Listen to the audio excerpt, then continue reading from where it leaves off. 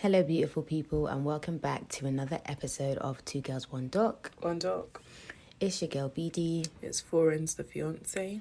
And we are back with another episode. Yes. Today I'm drinking, and I'm drinking, what is it called? It's a Smirnoff Seltzer Vodka and Sparkling Water, Raspberry and Rhubarb flavour. And I was going to save, me trying it till we were on air, but I tried it before, and I'm not going to lie. Is it a bit of you?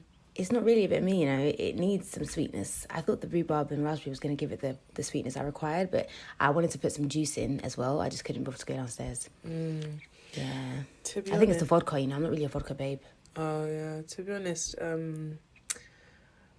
sparkling water and then alcohol. Yeah, I'm not even... You're a crackhead. Literally, I'm not a vodka or sparkling water babe, so I just took it because it was one of the drinks left from the Hindu, so I thought, let me just take this. Yeah. I'll drink it on the pod. How was the Hindu? It was really nice. It was really, really good. It looked good. It was really good. Gave me better ideas for a certain somebody's... did you say Foreign's the fiance just now?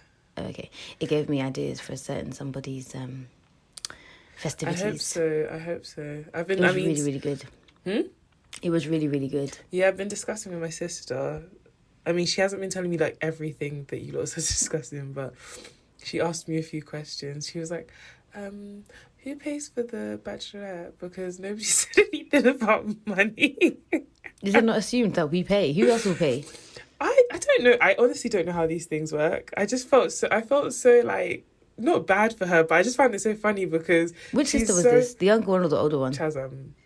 Of course, I should have known. She's so out of her depth, but she's trying. When I went to her 30th, she was showing me all these... when I went to the 30th this weekend, she was messaging me. She's like, "Oh, send me the details of this person and that person and ask them how they did this and that." So I'm very proud of her. I'm very proud. You're gonna basically end up planning it and be like, "Look here." No, do you know? I'm really trying not to be involved. I've only responded to things she's asked me directly. "Oh, would you mind this? Do you prefer this?" But she even told me she had some vision, and I was like, you know what? I'm gonna let her run with it because exactly. Let her give. You have to. You can't micromanage, even though you're not intentionally micromanaging. You have to just be like, "Listen, don't ask me no more questions." Yeah, this is. What I need to learn. I think probably that. The only thing that would make sense for you to contribute on is the list of people that you want to be there, obviously, because and maybe you have loads of not random friends, that's disrespectful, but you have loads of friends that are not connected to your other friends. So it'd be a shame that maybe we're not aware of certain people or they're not at the forefront of our mind and then they're not included. That would be quite sad. So yeah, definitely. And I'm gonna let her do it. I need to learn to let things go. And I've also decided that sometimes when you just let things go and you let people do what they want to do for you, let go and let you God. Can be pleasantly surprised. Exactly. So and you realize how much your people actually know you. Yeah, literally. So I'm letting it go. But the only things that I've commented on is what she's asked me. I haven't even pre'd the group chat on her phone. So wow, I should have known that. No, I haven't done it and I wouldn't do it. Yeah, but the fact that you've thought to do it and then not done it means that it's entered your mind. And therein lies the problem. I won't do it. But I say all this to say you lot should work with my man on my 30th as well. If you mess with my man, you should mess with him if you want. What'd you say? Yeah, work with him for my 30th. When are you dating 2 years, no? And literally, and other events. You even do you know how many of your life events we have to endure before the 30th? I feel I feel bad for myself and others because I have a lot of life events that are going to be by That's God's what I'm saying. grace. And you're talking about your 30th between now and even this time next year. No, literally between now and then, I just have the wedding and the bridal shower. You said just. Okay, yeah, and it's peak because literally the year after we get married, I turn 30. So his pockets are going to be finished. Then the year after that, he turns 40. And, by the grace of God, I should be, in some stage of pregnancy. So, you're not basically, what I'm hearing is that you're not on a girls... What I'm hearing is you're not on a girls trip for the next 5 to 10 years. Because you'll be nursing your children. Last, probably. No, I'm joking. I've told him that that's not something I'm giving up. So okay. I will, unless I'm literally lactating. Then I don't care. You can bring the kid. Well, don't bring the kid. Actually. No. Don't bring that bitch. But yeah, that's gonna be my life. Literally, it's so crazy. Bridal shower, wedding, 30, 40, baby shower, kid, chill. Baby How shower, see? kid. I don't even have time for my own life events because I need to be prepared And in between and all financially that, stable other for yours. people are gonna have those. No, I just want to say to all my friends, only one person can marry every year Okay. because I cannot afford it, nor can I get the time off. So I actually feel like the rest of you are all gonna get married in like within the space of like 2 years. and mine won't be expensive for you lots, so it's fine. So shall we start the pod?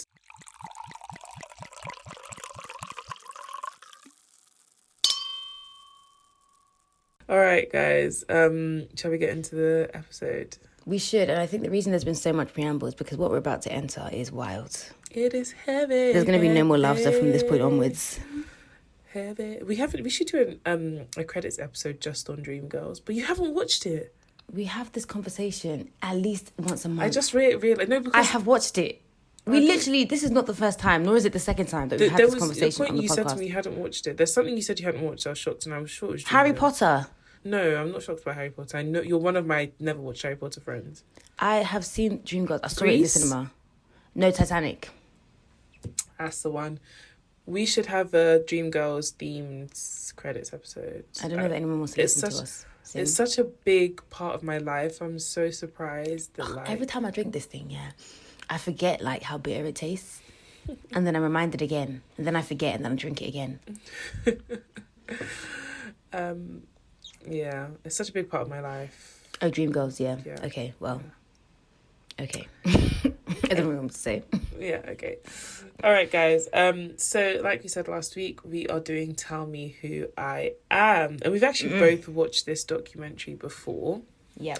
But it was such a while ago, I can't even remember some of the stuff we discussed. I watched it last year. I remember it being last year. It was during the pandemic. Because I remember where I was and that place. I was only there longer during ago. the pandemic. But yeah, for me, anyway. I can't remember what we discussed because I remember you told me to watch it. So. Oh, yeah. Oh, my day. Do you know what it is? It's like even this documentary is such a good documentary. Like, it's done so well. Like, I wouldn't change a thing. Like, I'd still recommend watching this documentary even after listening to this because it's just so well done. And even after having watched the documentary and knowing what was going to happen, it was still very much like, oh, my God. Like, my heart was still doing blah, blah, blah, blah, blah, blah. Yeah. It was very well written. It was very well presented. So the documentary opens up in a hospital and we're in 1982 and we don't know anyone's name right now, but one of the talking heads just basically says he woke up in a hospital and like he had no clue where he was, and he recognized somebody near the bed called Marcus, and he literally just reaches out to or calls out to this guy and he's like, Marcus, like, where am I? And then we see the Marcus and he's like, yeah, like he looked like just narrating his view of how that day went and how like the person in the bed looked confused and didn't know where they were. And Marcus is a ting. I just want to get that out of like the way. He has like Gary Lineker vibes. Like he's very much salt and pepper, zaddy. Like I would say he's buffer than Gary Lynn's. He is. But like these are the kind of sugar daddies I'm talking about. Like when I'm talking about sugar daddies. So our talking head says he doesn't remember anyone but his twin, which was Marcus, and it's so weird. Like they're identical twins, but it's the beard. It seems like God only favoured one. It's the beard, and also it's because Marcus has a bit more weight to him. Do you think that? I think so. That definitely factors in. He's fuller, like he's thicker, like he just, I don't know what it is, but Marcus, it's the beard, it's he's just a bit, and it's so crazy, and it's like literally like a controller. If you call him Zaddy. But yeah. No. Yeah, okay, let me not say God only favoured one. I'd say... In fact, if anyone favoured one... If God favoured one the most, it was definitely the other one because he's still here, true. First of all. That's true. So basically, we don't know exactly what led to this, but it's obvious this guy's had some sort of accident. And basically, they're saying that the accident caused him brain damage, which led to him being in a coma. And then when he woke up from a coma, he basically had like memory loss. Mm-hmm. Cool. So we learned that the one who had the accident's name is Alex. So they're twins and they're Alex and Marcus. And I think the documentary like is set up in like a really good way. So like Act 1 is like Alex, and Alex is the one, like Florence just said, is the one who had the accident. So like this is, from what I understood from it, was like from his point of view. Yeah, it is. Right. And then, so he goes back home, and obviously, understandably, there's a lot of confusion because he literally doesn't know where he is, who the people are. He's in an environment where he doesn't recognize, and he has absolutely no memory of who he is. And I just find that so crazy. Like, you walk into somewhere that's been your home and you have no for idea. people who have that memory loss, I always wonder, so what is your brain processing? Like, in your mind, where do you come from? And what it's is your so history? strange as well, because it's like, even if you go to a new place, like say I go to a new place now, like a new house, right? I still have the memory of my old house to compare with this new place in order to recognize that this is not my house. So for you to have nothing, it's like you're a baby, but then when you're a baby, like, you build up on, like, every day you learn something new. Like, you're building upon the memories that you've had from before. Yeah. And then you get to however old he was, 18, and like you have all of these memories in the bank that help you to understand things, make decisions, feel things. But like, now you're 18 and you have nothing. Nada. That is wild. Like, I can't even imagine what that is like. Yeah, that is absolutely crazy. I don't know that, but he was just saying that in his mind it's just blank. I can't even have it. Yeah, I it wish must be. my mind could be blank for one Like an fucking abyss. second. Yeah. Like, I just wish I could open. switch it off, but no. So yeah, basically we now hear a bit about their father, and his father never really came to the hospital. He was very emotionally distant, and the mother could not comprehend that her son did not know who she was. So her method of coping was pretending everything was okay. She didn't really want to address it or believe it, and she kind of operated as if Alex still had all his memories. So he literally has no one that understands where he's come from. He has no support in rehabilitation other than his twin brother. So Marcus goes on to teach Alex everything he knows, or he needs to know to function. Teaches him how to ride a bike, teaches him how to, like, eat, what to eat, what he likes, everything. what he doesn't How to like. tie his shoelaces, everything. And Alex says that from what he could understand, like, coming into this home as a new person, like, his mother seemed to be the center of the universe. Like, she was like the center of everything that happened in the house. She was larger than life. She was gregarious. She was loud. Like, for all intents and purposes, she seemed like a cool woman to be around. So Alex is basically telling us that as he's, learning things, a lot of his points of reference come from TV and his impressions of what a family should be like, or what he saw on TV. So, like, he was talking about how he saw this, like, Bisto ad and they were having roast dinner, and he just assumed that that's what families were like. So in his mind, that's what his family was like. Even if they weren't necessarily always doing those things, that's family. So he starts wanting to learn more about their childhood so he can piece together the memories lost. And Marcus is showing him old pictures and basically telling them, we went on holiday. But it was done in a way that, like, Alex would ask the question, like, oh, did we ever go on holiday? And Marcus would be like, yeah, we did. And he'd show him a picture of them on holiday. Did we do this? He'd show him a picture of, we did do this. But there wasn't a massive amount of detail. And because... Yeah, there was no context. Literally. And because Marcus was Alex's only reference point, it's literally like when you're born as a baby, your parents are your only reference point of the truth. Everything they say to you, like, this is why a lot of people that come from African homes grow up, like, I guess, let me not say that, but yeah, they're your point of truth and their point of reference. And then as your parents just tell you that you were born one day, and then you go around your whole life saying, this is my birthday. How you know? And they tell you, like, this is how you are meant to live life, and that's what you know until you're able to grow and explore and meet other people, and you find your own way. So Alex says, the life that Marcus showed me that I had and painted for me was that we were a fairly privileged family in the home counties with perfectly normal parents, dinner parties around the house, and everything looked good. He painted an idyllic picture. And it's not a bad life to wake up, like, into, I suppose, from that perspective. So we learn a bit more about the home dynamics. They weren't allowed upstairs, which is weird. They were not given a front door key. They didn't eat with their parents, and they slept in a shed from age 14. And I mean, they say shed, but it wasn't really a shed. It was more like, it was like an outhouse. It was still a comfortable, like, it wasn't like they were literally in the shed like Harry Potter was under the cupboard. But yeah, I don't get all them references. But yeah, basically, they even say that they kind of prefer the shed because it's their space. Yeah. And I guess being in a house where like you have restricted access is so strange. Like, do you even really feel at home? Do you know what I mean? Like, so you might as well be in the shed. you might as well be in the shed, yeah. And like their parents had a very weird marriage. One parent lived at one side of the one wing, they say, of the house. The other one lived in the other wing. They barely interacted. But it's weird because you see all these pictures of the parents like hugging and at parties, these, like, looking aristocratic happy. parties Yeah, and whatnot. yeah. So speaking of aristocrats, Let's get into it. Just get into it. So we learned that the parents came from an aristocratic background, and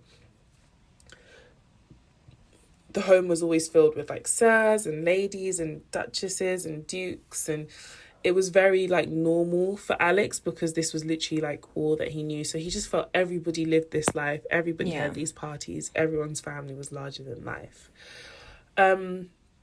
So Alex kind of picks up that his dad has a temper. He's not the most pleasant person to be around. He's a weird guy.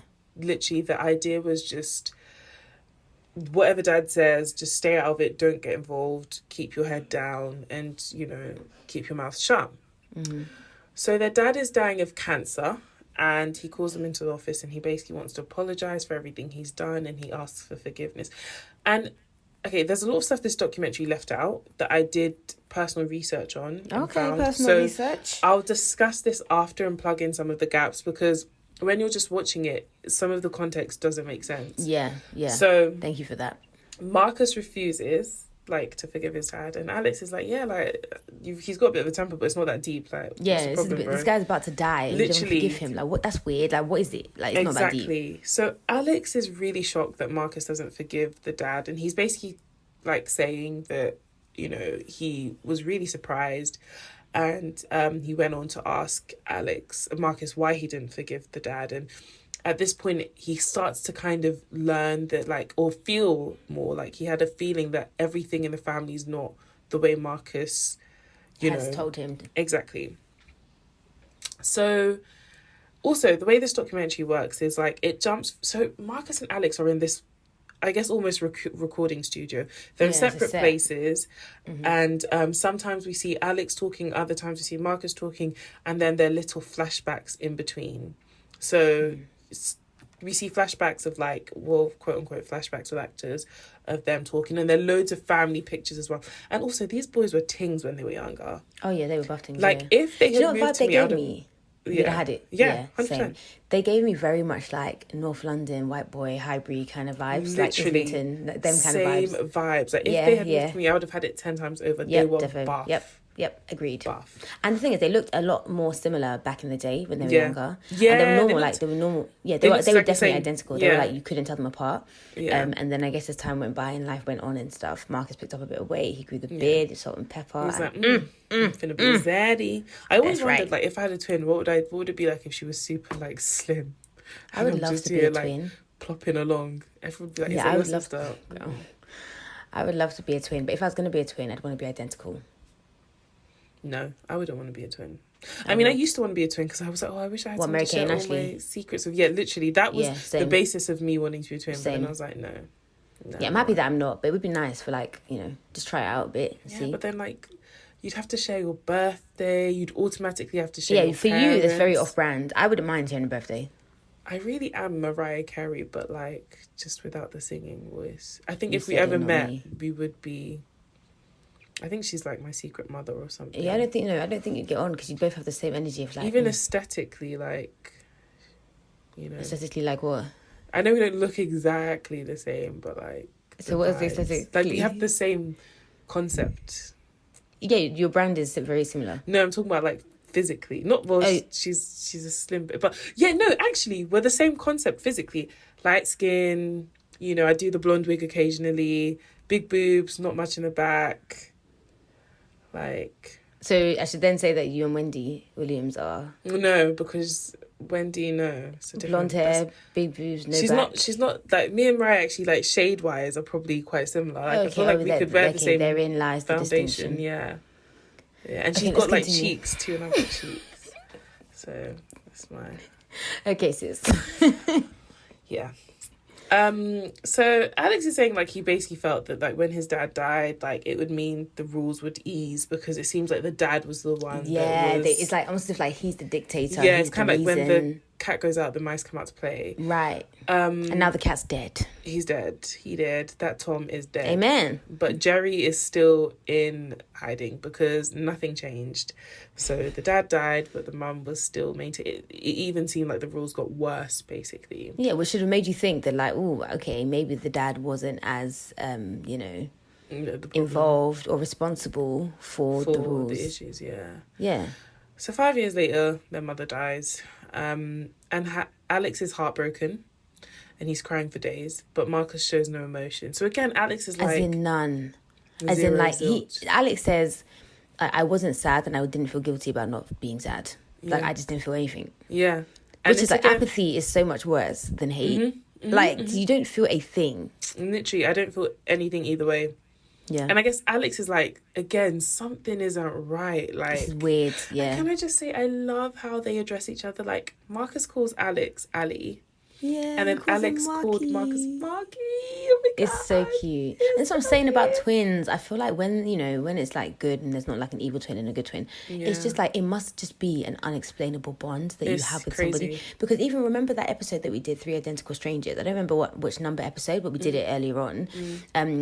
It's like there was a bit where they were talking about how when they were separated at birth, like each of them in their separate homes would like bang their heads against the wall during the night because you've been in the womb for 9 months with these 2 other babies.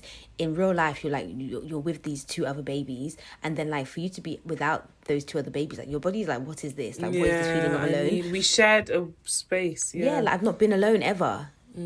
Like, it's so true. That must be some crazy bond. All those like multiple births. Literally crazy. But we'll post a picture of these guys, actually. I just remembered that we will post Oh my pictures. gosh, yeah, we'll do one and then we'll do Marcus and then swipe to Alex and then you guys can see who's a bit of you.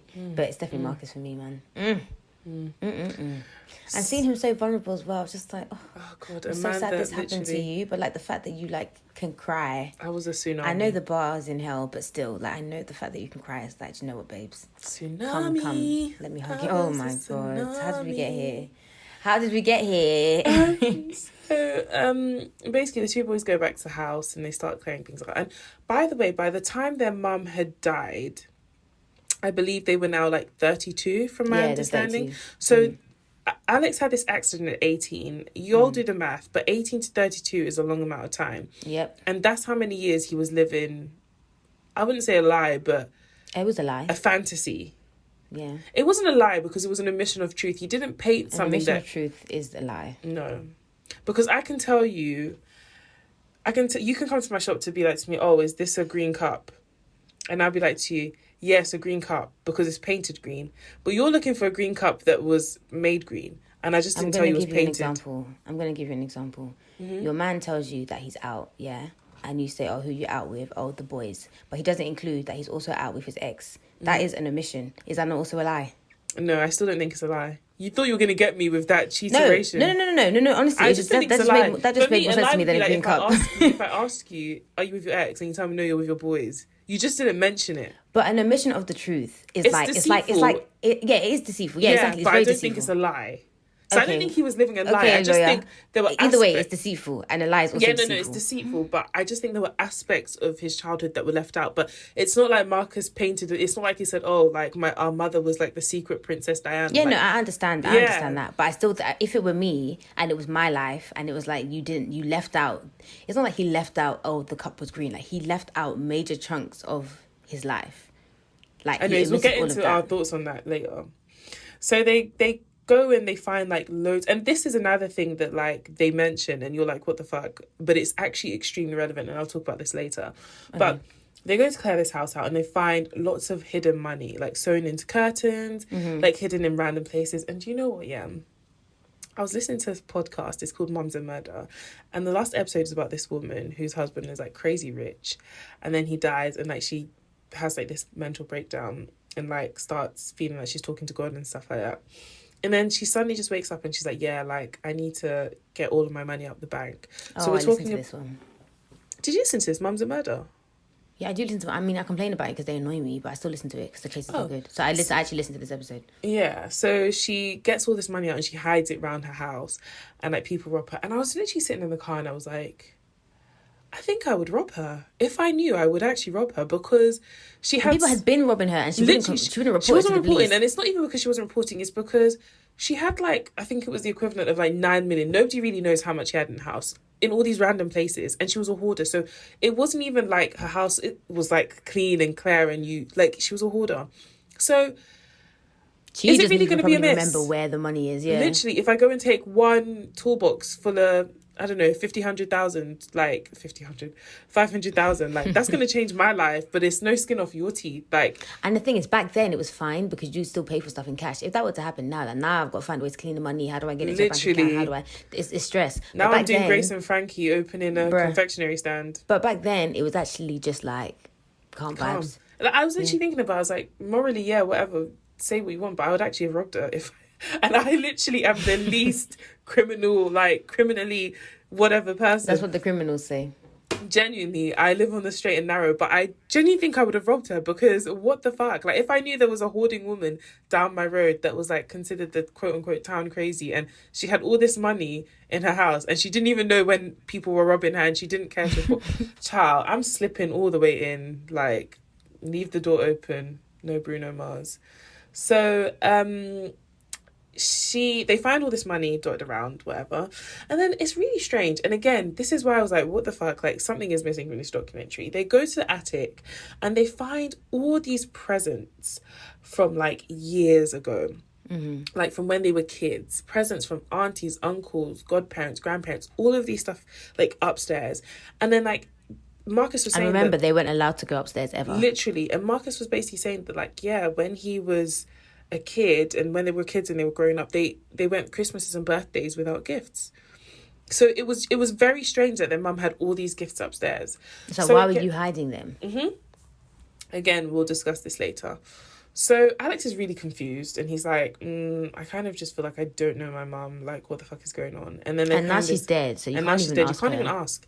And then they're clearing this cupboard and it's full of sex toys. And again, he's shocked, but Marcus kind of just brushes it over. Like, he's like, oh yeah, we have things to do. Oh, yeah, put that stuff away. Come and be going. Like, yeah.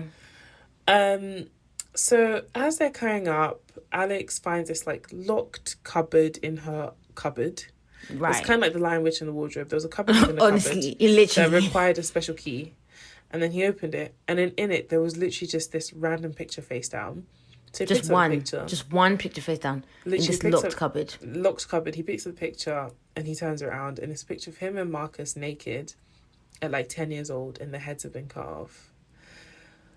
So he's kind of like, what the fuck is going on? And he literally is like, yeah, Marcus, were we abused? And he was like, yeah, we were. But I was kind of like, I found it crazy that he saw that picture, and unless there was more to the picture that he didn't tell us, like if they were in a compromising position. But I'm not even going to lie, I think there's a naked picture of each and every one of us in this house. I was like... as babies, not as adults. Because, I just hope so. Because in the picture, from what we can see, we don't see it properly, but it's kind of like they want their arms around each other. Like, you know, when you're standing side by side with someone. Yeah, naked, yeah. It was like that. So when I saw it, like, my mind didn't jump... When I first read it, my mind didn't jump to sexual abuse. It was just kind of like, oh, that's fucking weird. Like, why have you cut the heads off? It was the heads cut off that I was like, this is weird. I didn't find the picture weird. Like, there's literally this picture. It's like naked children. Like, it was just, their children, they're naked. It's not sexual. Do you know what I mean? Literally, there's literally this picture we have of, like, Chazam, and she's sitting in a bucket, and she's, like, naked. She was, like, a baby. She must have been, like, maybe 2, and she's like chubby and all, and she's sitting in the bucket. And like, I remember when they went to get it printed, like one of our aunties who was at the time like very, I guess, I don't know if progressive is the right word, but she's still progressive, one of the most, and she was like, you guys should not have gotten that picture printed, like they're weirdos that work at these places. But either way, the point is just like, I have a picture also where my mum's carrying me and I'm like absolutely naked and I was a baby. Like, I feel like everybody has those like naked baby pictures. So that, I mean, not so much now. But yeah. But that picture of your sister it's just like a cute like little baby picture. But if the head was cut off, that's the weird thing. It would be like this is weird, but I still wouldn't think Sexual this means abuse. that I was abused. Yeah, that's what I'm saying. So yes, I get what you mean. They're probably like what there what was led more you to to believe, the picture yeah. than, and maybe they didn't want to go into details. Yeah, maybe there were other things that was like 2 + 2 now makes 4. Now makes 4, literally, because that naked baby picture is a very common thing. So Marcus, we're now at the Marcus scene. We figured out, so Alex has figured out that he has been abused, and now we switch to Marcus, and we hear... so now it's like Act 2, and then it's like Marcus's point of view. Yeah, and it's Marcus, like you said, Marcus's point of view. So Marcus basically says from day one, he did paint a fake picture for Alex, that they had a nice house, their parents were decent, and a normal childhood. And he felt that Alex's memory loss was a chance to give him a normal childhood. Like, he gave him happy memories. He tried not to make anything up. He just left things out. So basically what he was saying was like, okay, Alex would ask him, did we go on holiday as a kid? And he'd find a picture of them on holiday. But it wasn't a family holiday like, mummy, daddy, and us. It was them on holiday with somebody else's family because their parents were fucking shit. So they weren't taking them anywhere. And it's like, I don't need to sit here and tell you, like, our parents are fucking shit. I just need to tell you, as kids, we went on holiday and that was a good time. Who we went with doesn't matter. The fact exactly. And then he would take that and then other pieces of, I watched this on TV, families go on holiday. Yeah, and in so his mind, he would start painting the picture himself. Yeah. And it's like, I saw this thing, there was one time ages ago, and it was kind of like, they would show, it's so random, I think it's like a game show, and they basically would show like contestants like pictures of them as a child in like situations, like maybe they'd have a picture of them in Butlins or something, and be like, tell me the story about this day as a kid. And it was like, it was a study, and it basically was saying how like, if you give people like a picture, even if it was fabricated, they would come up with a story about what happened that day, whether it was true or not, because a lot of the pictures, they would just like Photoshop them and gave it to them, and they would come up with, that was the day that I went to whatever. So it was a similar thing, minus the, the Photoshop. It was just like, this is a real picture. We did go to, I don't know, Butlins or whatever, but Alex is thinking, cool, we probably went with our parents because people go on holiday with their parents. And Marcus didn't then say, we went with the Johnsons because our parents hate us. Yeah, literally. And I think that's the case. And I mean, people have different opinions on that, but we'll get into that later. So Marcus says, I was lying to my best friend, my partner, my other half, every single day. And the guilt of doing that is so big. But telling him the truth was 1,000 times worse than telling him a lie. So I was damned if I did, and I was damned if I didn't. And at this point, we still don't know what the ultimate truth is. Yeah, we've been told they were sexually abused, but like... And bearing in mind, in the documentary, we're like halfway through at this point. Yeah. So in your head, you're like... So the first time you hear the abuse, you're like, oh my God, like that's so sad. But then just still like half the documentary left. So you're like, oh my God, what more? Like how much worse can it get? So because of this, Marcus chose to never tell his brother about his childhood. So... kind of, we learn a bit more about the abuse. So we learned that they were abused till about age 14. And Marcus just felt this wasn't the information he needed to give his confused brother. And he would have wanted his brother to do the same. Like, he just felt that not carrying this shit feeling was a gift. And I think looking at it, like, in that light, like, imagine you come back, your brother's already emotionally, like, disturbed because... he doesn't know where he is. He doesn't understand his life. He's trying to, like, relearn certain things, like, basic, like, riding a bike and stuff. Like, and this is now, like, permanent memory loss. It's not like one day he's going to wake up and suddenly remember everything. Or even if he will, you don't know how far into the future or how near. Is that really the time to come and be like, by the way, this woman we now live with used to, like, do some weird shit with us? Like, it doesn't, for me... Would you want to know? I'm going to answer that later. I'm going to answer it later. I feel like people should have a full picture of what happened before we discuss that. Okay. So Marcus says he was in so much pain that, like, he then needed to start believing this reality that he'd created for Alex. And it makes a lot of sense because it's like, this is my twin. This is the person I do life with. This is my everything. Like, we are partners in this life. So if he now has this new reality, by virtue of being his twin and his other half... he too had the same childhood. Yeah, so he was able to, like, and he said it was freeing for him because suddenly he wasn't that kid that was abused. He was just this normal guy that had a nice childhood and a twin. So Alex says he cried for days after, the confirmation that their mother was abusing them. A paedophile. Literally a paedophile. And Marcus just shuts down. He confirms that their father did not abuse them and didn't know their mother was abusive. But one thing I found really annoying, and I jotted it down here, is like Alex especially keeps calling their mum mummy. Mummy. And there's nothing wrong calling your mum. I still call my mum and dad mummy and daddy. Like, there's nothing wrong with that. But I feel like, and maybe it's me or a mental thing, I feel like mummy is such a term of endearment. Like, I call my mother mummy because she's a mummy. Like, I have that relationship, and my dad. But like, why? Like, I just found it weird that you'd still call your mum, who like literally was a paedophile and abused you, mummy. But like, then also bear in mum or mind, mother. he has no recollection of that happening while he was building up Marcus the relationship. does the same. While he was building up the relationship to call... No, Marcus says mother a lot more. No, he says mummy at the... Oh, maybe he says mother at the long... He says mother, because I remember thinking mother. Who calls their mum mother? But I guess if you're an aristocrat, then you do. But it's like... And what's his name? Alex is just catching up on the fact that he was abused. So he's not all of a sudden going to be like, right, okay, vocabulary, X out mummy. It's just weird and it's creepy to hear. Because he's an old man. Well, he's not an old man. Well, they're 54 now, so... Yeah. No, it's not even... Yeah. So... Alex basically tells us that, he was hurt by the abuse, but he felt angry and betrayed, like, by the fact that Marcus had told him this. And basically, Marcus went into shutdown. He wouldn't answer any more questions. He wouldn't give details. Like, and it's understandable because for him to have those conversations, he's reliving it himself. And this is stuff he probably It's also buried. trauma that he's experiencing. Exactly, to function. So... Alex decides to start doing some digging on his own, and he says he finds letters from different men who were like obsessed with her, like some really famous like people in the army and stuff like that. And he was like, it was very obvious that sex was like a huge part of her life. And again, I just wish this documentary went into more detail, because they say that and then it's like, okay, and what, like, in what way? So he then becomes depressed because he feels like, after doing all this digging and learning a few things, he feels like the life he lived was a lie. He doesn't know the truth. He's been trying to rebuild and like he's been rebuilding on a lie. So he falls into deep depression. And we learn that what saves him from this depression was like he met his wife, he had kids, and he lived like, a decent life with her, and so did Marcus. So they're both doing life, and it's so weird. Like, the chronology is he finds out about this, asks Marcus for some information. He refuses to give him the information. He does some digging, finds out like weird shit about his mum, but not really everything he needs to know. He still doesn't know what he wants to know from Marcus, because only Marcus can give him that. Literally, and Marcus will not tell him. And like, we're back in present day, and we learned that despite this elephant in the room, these two are still so extremely close. Like, they do everything together. They have businesses together.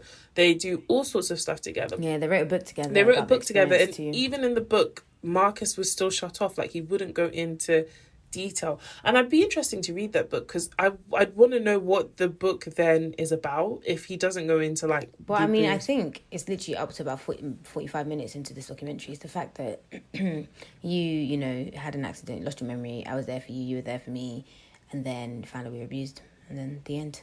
Yeah. Because it does seem like the documentary is like an extension of the book. Yeah, that's true. Of what I would think the book would be about. I've not read it. Yeah. So they've been sitting in separate rooms at this time filming, and we're back in the studio, obviously. And then they come together because the idea now is that, okay, finally Marcus needs to open up. He needs to talk. He needs to reveal all. Yeah, and this is Act 3. Yeah, and it's very sad to watch them because these men are in pain. Like, Marcus is basically explaining to Alex why he couldn't open up, and Alex is basically explaining to him why he needs Marcus to open up. So Marcus is like, you listen, bro, like, I've recorded this and I can't sit here and face you like face to face and have this conversation, but I recorded it, you can watch it. So we see like one of the producers give Alex a laptop and headphones. Marcus walks away and we watch him discuss the abuse. And basically he says that his mum would bring them into bed and make them touch each other, touch her. Oh yeah, trigger warning, guys. I say this after I'd started. So she'd make them touch each other, touch her. Like, she would do like sexual acts to them and make them do sexual acts on her, and it's just stuff that like a mother should never do, and then, that no one should do to a kid, like let alone your mother. Literally. And then when that wasn't enough gratification for her, she decided like she'd start passing them around to her friends. And so this is like where this is the like, worst. Like everything is shit. Like everything from when you find out that they get abused, it's like this is shit. And then like to hear, okay, cool, your mum is abused, that is shit. And then to hear that your mum is passing you around. Fam. What? It's crazy. What is the meaning of that? So literally she would drive to London and then she'd have dinner and drinks with like this person, whoever it was. These aristocratic friends and that. Literally. And then she'd drop them off for the night. She would leave them there. So she'd bring them with her. And then she would have dinner with them and then just go and just leave them. And the thing is that what she did as well that was really evil was she would separate them. So it wasn't like they would be at the same house. It wasn't even like they'd go at the same on the same days. Mm-hmm. So sometimes Alex would be in bed and Marcus would be taken, or Marcus would be in bed and Alex would be taken. Mm-hmm. And it was that separating them was to show them that she had power over them, because they were twins. They drew support from each other and strength. So in separating them, you're leaving one by themselves. And literally, I thought it was more because it's like, oh, like they just wanted the one, or like it's easy, like isn't you kind of get like, it's like it's like you can always like alternate between the two. Do you get what I mean? Like you can have one where it's like I can talk to you here, and then the other one goes, and then it's like. But she would never do it on the same day. So that's why, for me, I feel because she would go, it's like she's only going to be at one house at one time, right? But it's not like she could drive from one house to the other. I definitely think it was a power play. Because when you know that person is that person's source of strength, if you separate them to deal with the abuse... I don't think she even cared for them enough to even think that deeply. I think she was just like a sexual deviant. I don't know, no. When I tell you some of the other stuff, you'll understand what I mean. Okay, let's get to the end then. You keep saying at the end. Let's get to the end then. So Alex is like, how did we ever like escape this horror? And then Marcus was like, yeah, basically, the last time this happened was his mum drove him to London and it was a famous artist's house. And his mum had dinner, drank and left. And same thing, and she was meant to pick him up in the morning. So the guy came into the room. He's 14 at this time. Yeah, and tried to touch him. And then Marcus was like, no. And then the guy became angry, and then literally Marcus ran out of the house. And he got home, and Alex was like, how did you get home? He was like, I'm so happy that Alex was asking these questions, because you never want to doubt anyone's story, and I very much believe that this happened. But like for Alex to ask me, like, how did you get home? Like, I assume, I don't know why in my head, like they live in Hertfordshire or something, yeah. But like they don't live in London. They probably live close enough that she's driving here regularly to be yeah, she does. So I was happy that Alex asked, oh my, like, how did you get back? And he was able to be like, yeah, like I bumped train. Obviously back then it wasn't the same as now with Oyster cards and that. So he was able to get home. Which is wild. Google. Imagine that journey home. Yeah, it's not far at all. So basically, home counties is a word. Oh, is that the name of the place? No, it's a word for counties of England that surround London. So when they said that, it actually was quite good because they weren't being specific. So it's either like probably within the M25. Yeah, Buckinghamshire, Surrey, Berkshire, Essex, Hertfordshire, Kent. So it probably was Hertfordshire because they sounded Londonish. In my head, I was like, this is Hertfordshire, yeah. Yeah, it sounded they all sound Londonish, though. Yeah. Yeah, because he was like, he got on the tube and then you got on the train. And so that's like any of those places. You get on the underground to like Euston or King's Cross or whatever. And then you get on the train. But even to know like how to get back, that's so crazy. Back like then, even to know at just 14... the trauma of like, oh my goodness, like this like... Anyway, it's just wild. But yeah, he makes it home. Yeah, and so we're drawing to an end now. And basically he says he ran away, got home. Next day, and Alex was like, oh, so what happened? What did mummy say? And he was like, their mum saw them at breakfast and she was shocked. She looked at him, he looked at her. Kind of like that Diddy and whatever give and but a lot more insidious. Literally, they said nothing to each other and it just never happened again. She never took him. I just don't understand those families where like just things just are not like, you literally dropped me off to be raped, yeah, and we just don't talk about it. You on your way to come and pick me up, but you saw that I was already here. Did you? She probably called the man and was like spoke to the artist guy and found out from then. But what annoyed me was they didn't name and shame. Name and fucking shame. Yeah, like all this like, oh, like an artist don't say that. He's probably dead, so they should have definitely named and shamed. That pedophile's running around like, or was for many years, cock in hand, like destroying other people's lives. Name and fucking shame. All this, like, for me, agreed. I will name and shame abusers. Like, agreed. To be honest, even if you did name and shame, I'm sure that the documentarians wouldn't have put it in there because it's them that will now get sued. I guess, because it's... and Netflix didn't have allowed that, so... Yeah. So the documentary is drawing to an end now, and, you know, the boys are just hugging it out and crying and all that stuff. And it basically ends with, like, this view of their house. And as they're going around the grounds, Alex basically says, there is no way for me to repay him for what he's done. And there is no words I can say to him. But he knows. And that's enough. It's over. Finally. And we move on. So it was a very nice ending, you know. It was, yeah. It was a great documentary. So before we get into what I want to know, what I not want to know, or would we want to know, would we not want to know, here are some things the documentary actually missed out that I think would have been really good for the understanding. If you'd never heard of their story before, it would be really, really good. The twin siblings... So they had other siblings, it wasn't just two of them. They had other siblings. And I don't know why the documentary left this out. Maybe they didn't want to be part of it. Yeah, but they had other siblings. So Alex and Marcus had two younger siblings, Oliver and Amanda, and they were also part of the story. Were they twins? Or they were separate? No, they were siblings. And when he started to question his family post accident kind of thing, in the book they kind of explore more about the relationship with the siblings, and he was also struck by the fact that he was the only one out of the four siblings that cried when his mother died, and that's when he started to be like, something is so none of them cried. They don't know if Amanda was subject to their mother's abuse, but they think it was Oliver, definitely was, and he spent most of his childhood thinking it was just him that was subject to that. And I'd be interested to know if those other two lived in the house. Yeah, or the shed, because how big was the shed? Yeah. So their father actually died when they were born. The man who raised them wasn't their dad. He was their stepdad. So the guy who died in the documentary is their stepdad? Yeah, he wasn't their dad. And he was extremely abusive. So again, I wish it went more into detail with this, because although he wasn't sexually abusive, he was very emotionally abusive. He used to call them dim and stupid. And they both have, I think it's, they're dyslexic. So he used to call them stupid. They even said in the documentary he would like bang the table and raise his voice a lot. Yeah, he was very abusive towards them and had a lot of disdain towards them. So...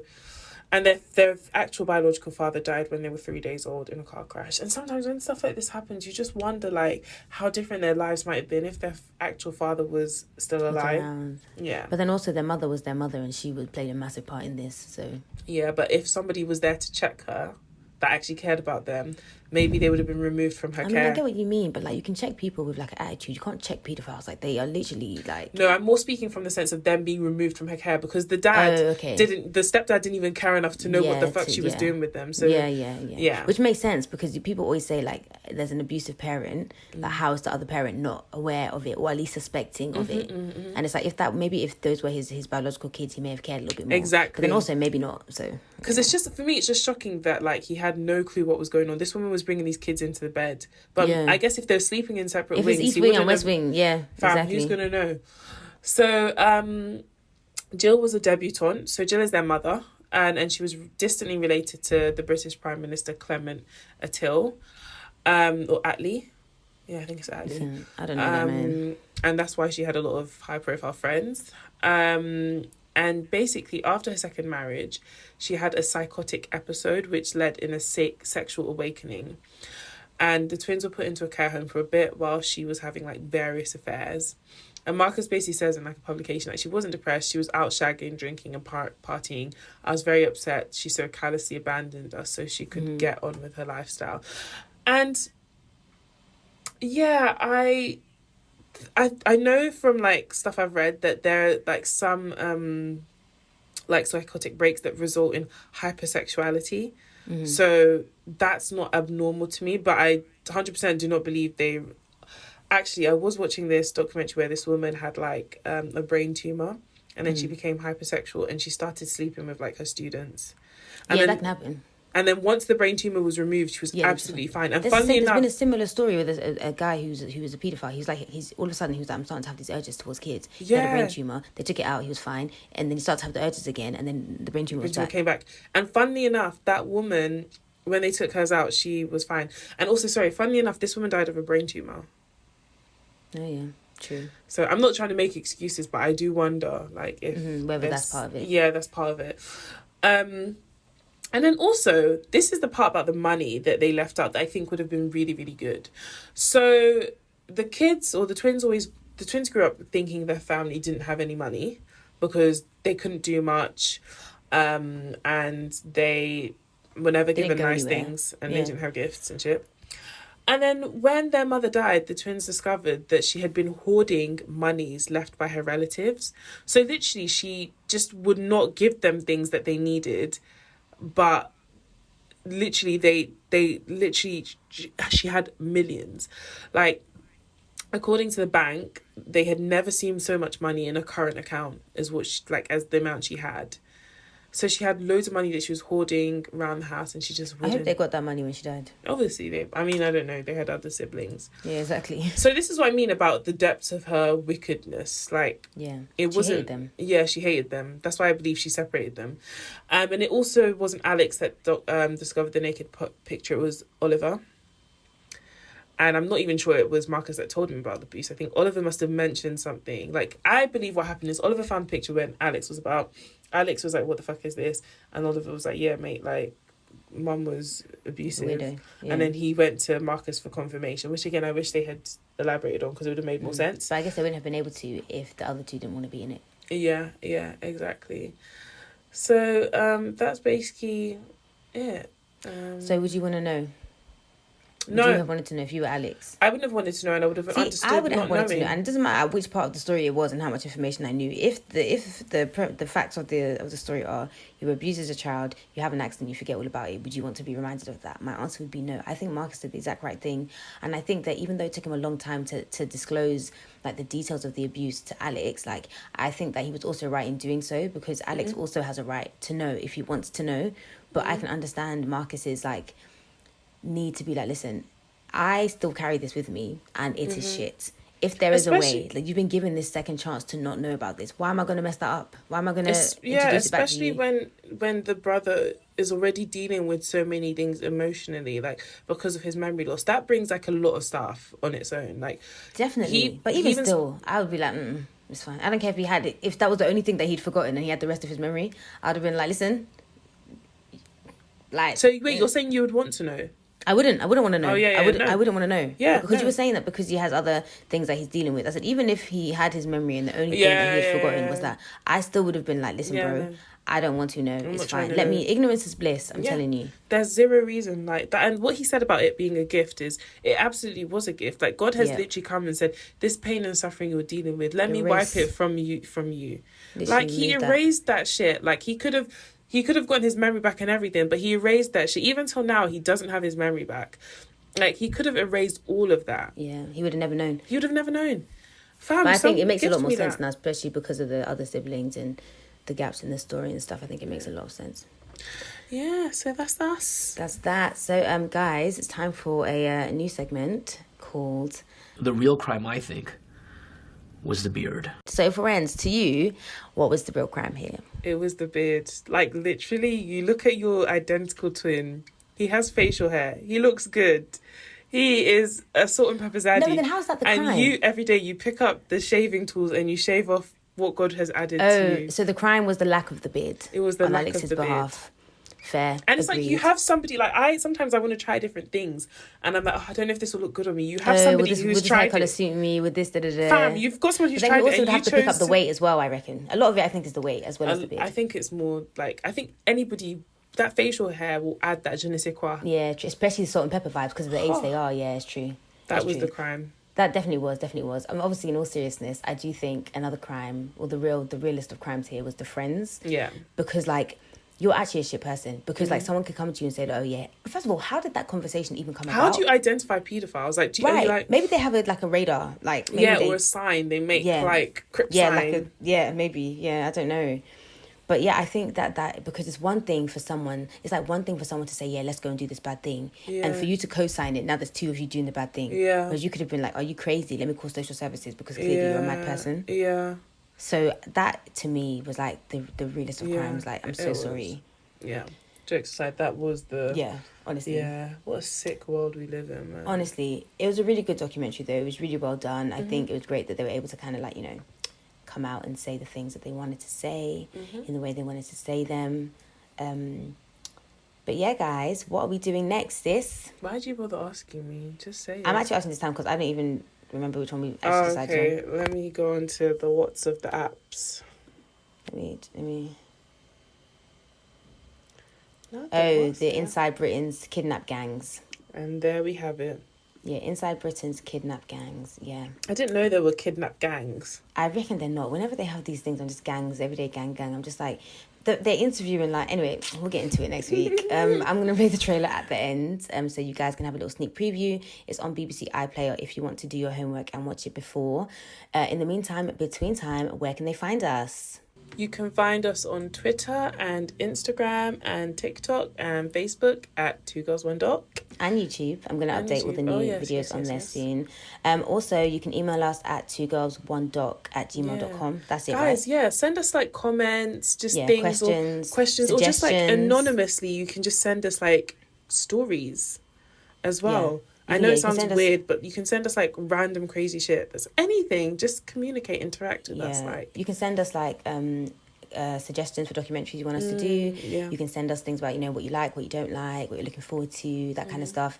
You can also review us on Apple Podcasts as well. You can send us DMs telling us what you think. If we get enough of those, we can actually just do a credits episode reading the reviews. So, you know, let us know, speak to us. We are friendly babes. We really are, even though we're from London. We are very friendly babes. Very friendly babes. Yeah, I don't think there's any bloopers. I feel like we haven't had bloopers in a while. And I think that's because we're still doing up COVID recordings. But whenever we're in person, we'll be able to get some... we did chat a lot of shit at the beginning, so... We did, yeah, but it wasn't recording, was it? Mine was. Oh, shit. Anyway, I'm going to play the trailer for Inside Britain's Kidnap Gangs. And we will see you next week. Toodles. Bye.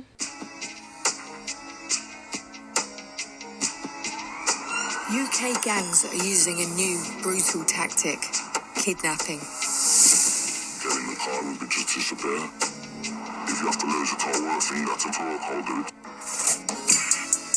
I meet the young victims forced to hand over cash or face the consequences. Oh my goodness.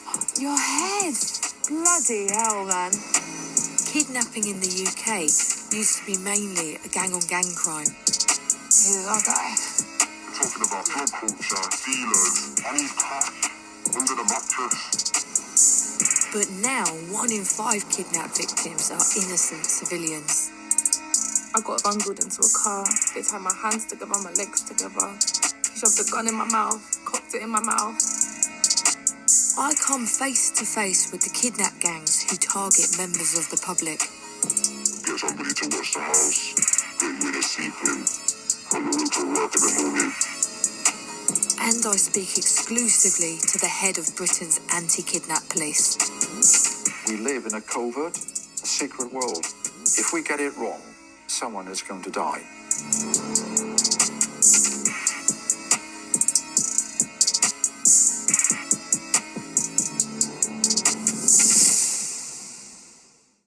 I was talking about you with one of our mutual friends yesterday. He came to the house. Oh, cute. And yeah, he was literally just saying, we were literally just saying like how, yeah, you are definitely going to elope. He was like, yeah, there'll be 10 men at your wedding. I was like, I know. Bruh. I was like, I'm working. Me and him. I'm literally working on a different narrative. I said, you can keep working, space. sis. Watch this space. Okay. You can do a surprise wedding because that's the only way.